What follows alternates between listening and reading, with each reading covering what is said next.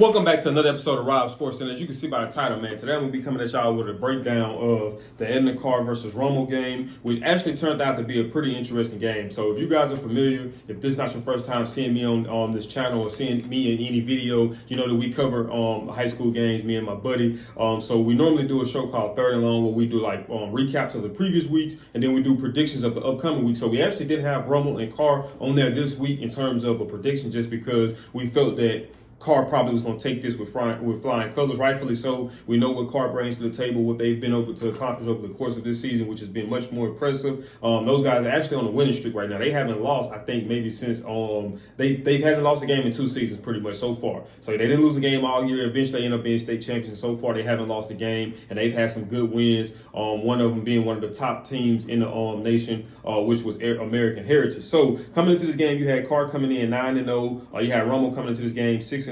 So this actually did not result in a running clock, man. I think other than American Heritage, Rummel was the only other team that was able to prevent a running clock from KARR's end. The final score was 35-14, but the final score in a sense kind of wasn't indicative of how the flow of the game went, especially early on in the first half of the game. So I will say that I'm going to start off with Rummel. Some things that Rummel did good to me that I saw. So for one, they contributed. So you always hear me talk about and I always try to stress the importance of playing 3 phases of a football game. You got offense, defense, special teams. Too many people focus on just offense and defense, and some people just focus on offense. They just say, hey, we're just going to outscore you. You know, a lot of teams like in the Shreveport area, you see the scorers be so high in those games, so you can tell that defense probably isn't a priority. They just say, well, you know what, we just going to outscore you. So Rummel did a good job at being able to contribute on special teams. So if you look at the very first drive where they were able to put up points, they end up getting a kick return. So it's a thing called hidden yardage. And hidden yardage is usually yards gained off of a kick return, yards gained off of a punt return, yards gained off of a fumble, yards gained off of an interception, and yards gained off of a penalty. So it's a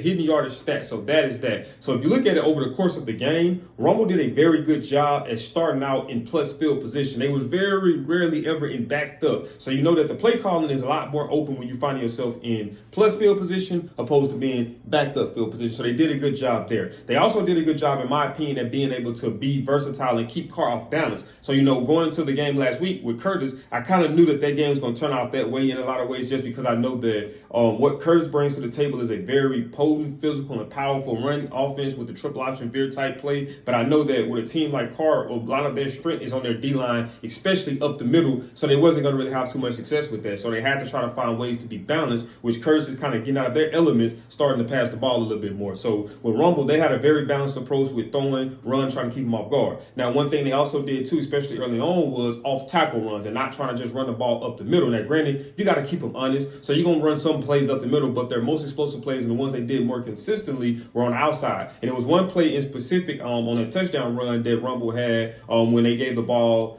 to the running back, and Aiden Hall came down and set the edge. He did a good job at just kind of being hesitant and kind of a delayed thing. And I've noticed that trend throughout ball this year, that a lot of these plays have, like a lot of run plays that's been explosive plays have came from delayed handoffs or just the running back kind of being delayed in a sense, and he was able to get the edge to get down the field. Now, KARR eventually ended up making the adjustments to be able to come down and consistently get those edges set, to take away those options. And obviously, you know, those runs kind of started to go from being explosive runs to being very minimal runs, so they did a good job there. Like I said, man, and to beat KARR, you have to play a well-rounded game of football. You can't just be thinking that I'm just going to come out there and I'm going to do it on offensive side, because you're going up against a darn good defense, one of the best defenses in the state, right? And you can't think about that I'm going to come out and I'm going to stop their offense all the time, because they're one of the better offenses in the state too. And one of the things I do like about KARR, and I kept hearing the announcers mention this, they do a very good job at distributing the ball. So you see the ball touching so many different guys' hands. So when you got a team like that, it's a little bit more difficult to game plan for, because it's not predominantly one person. When you're going up against a team and you know, okay, this dude right here is going to get 10, 15 targets a game. If we can take him out of the game as much as we can, we stand a good chance of beating them. But they do a very good job at involving everybody. Obviously, you know, they have an RPO-based offense where they have options for John Johnson to either hand the ball off to Trey Garrison, who had a phenomenal game, either keep the ball himself and hit the outside, or a lot of times you'll see him fake the handoff and run and just sling that thing everything out there to number 3 or whoever else, and those guys just make plays plays after the catch and be able to rack up some yards. So Rummel did a good job in terms of that. And obviously, like I say, sometimes it's not necessarily always that Rummel didn't do and execute the way they needed to. Sometimes you got to understand that when you're going up against a team that's just better than you, sometimes all you can do is what you can do. And they did pretty good, if you ask me, honestly. You know, they, other than Heritage, they're probably one of the better teams that performed against KARR, and that's very impressive considering that the quarterback that they had playing tonight was his first time starting this season. Now, granted, how do you protect a young quarterback? Defense, run game. So they did a good job. But when KARR was able to start plugging up those gaps, making those tackles, and taking those what was 5-yard gains, 6-yard gains, some of them 10-yard gains, and minimizing them for maybe 2-yard gains, 1-yard gains, or no gains, or even tackle for losses, they was able to kind of bottle them up. Now we're gonna jump over to KARR. Whenever you hear me and my buddy D Jones, whenever we're breaking down games and we're giving our prediction, one of the things that we always talk about is battle tested. Are you battle tested? Now, granted, you can't say that KARR's not battle tested because they have played good competition. They're just better and they execute more efficiently than those other teams. So it's not the fact that they're not battle tested. They just never are in the situation to where they have to come back from behind like they did in this game. So you see they go down 14-0. Rummel's coming out with the energy. I'm loving it. Number 9, he talking noise. Him on Rummel's defense, him and Trey Garrison going back and forth. I'm loving the energy. It's a physical football game. It's a fast football game, and they're executing at high levels. So the thing about KARR, like I always say, the thing that stands out to KARR about from me than any other team, especially the teams that I've seen, is the fact that KARR, to me, they have a standard, meaning that it doesn't matter who we're playing. It doesn't matter if we're playing Rummel. It don't matter if we're playing Curtis. It don't matter if we're playing All. It don't matter if we're playing Catholic VR. We have a certain standard, right? So this standard that we have, this is what governs and regulates us, right? So the standard that we have, it starts in practice. It starts the attention to detail. So when you see us, when they go into game week to week, it's always the same thing. They in the pre-games, they hyped up, they amped up, they talking noise, but it's because the standard that they have. So they don't play to competition. So if they play a team that they head and shoulders better than, they don't overlook that team. Why? Because of the preparation, the mentality starts in preparation and the standard that they have. So they have a certain standard that they uphold each other and a certain level of accountability that they uphold each other. So that governs how they play. So it's not about who they're playing. It's their mentalities that to me, that strikes out, just that regardless of who we're playing, we're coming to play 4 quarters of football. That's why you get a lot of those running clocks where you have some teams, like I would say, if you're familiar with up north football, Ruston High, a phenomenal football team. But to me, I feel like that they don't play a well-rounded game of 4 quarters. And then you see the inconsistencies once they get up, they kind of take their foot off the gas and they allow other teams back into the game. But it's like with KARR, that's not the case. When KARR jumps up on you, the game is pretty much over with. Not saying that you can't come back, but for the most part, they do a very good job at staying locked in, staying engaged, and staying focused. We're going to go to even John Johnson, prime example, considering that he threw 2 interceptions in this game and they still won this game. But the thing that stands out to me with him, regardless, whether it's on him, whether it's on the receiver, whether the defense just makes a phenomenal play, whatever the case may be, whenever he makes turnovers, he never becomes timid. He never becomes reserved. He never becomes shut down. He just keeps playing. It's like play after play after play after play. He don't care. And that's, to me, when you have a leader that's leading the offense like that, it trickles off into everybody else as well to know that, man, no matter what this score is, we got a chance.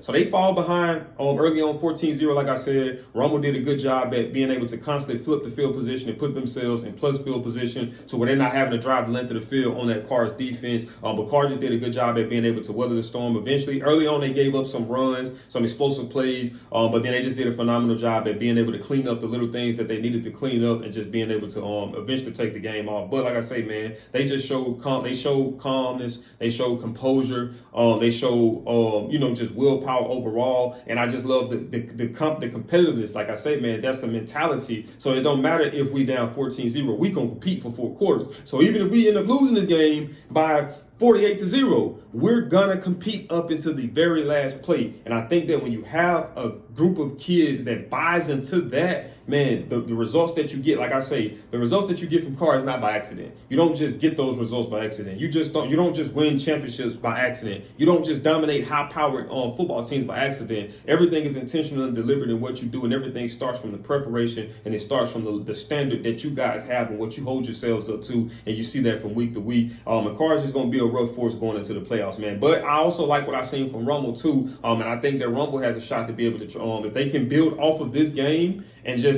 keep this momentum going into the playoffs, I think that they will put themselves in a position to be able to possibly make a deep run into the playoffs. But like I said, man, just watching KARR, me and my buddy D Jones, we always talk about like how do you beat a team like KARR, and I think that one of the things that you have to do is like what Rummel did today, field position, special teams. You have to contribute from there. I think something that you also have to do, which Rummel was able to do good early on, is be able to put drives together and finish them. Now, granted, sometimes you might not finish them. When you're going up against a defense that's just as good as KARR, sometimes you might not be able to finish them. But what you want to do is to try to keep your opposing defense off the field for extended periods of time, and leaving them vulnerable to Edna KARR's offensive onslaught. Because at some point they're going to start to move the ball, because there's so many moving pieces that you have to be able to defend. So you have to be able to do that, and then defensively, you just have to be able to get some stops. You have to be able to get pressure on John Johnson. You have to make him make decisions.